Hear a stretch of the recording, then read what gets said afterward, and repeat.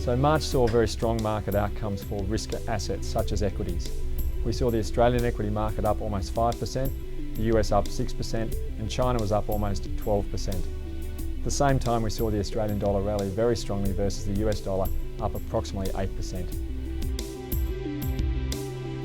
So broadly, economics remain quite supportive with regard to economic outcomes in the US, less so other regions such as Europe and Japan.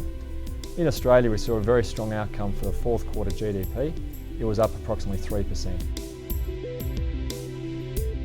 So globally, inflation is running at really low rates, and that's allowed central banks to maintain very, very low interest rates. And also, that's meant that bond yields have remained very low as well. That's a really important point because if we do see inflation start to increase, we're likely to see bond yields increase, and that can lead to weak returns for investors in bonds. Australian banks have been very newsworthy lately, and what has been discussed a lot is how strong their capital is. That's something that we do watch very closely because at StatePlus we do have a lot of exposure to the Australian banks.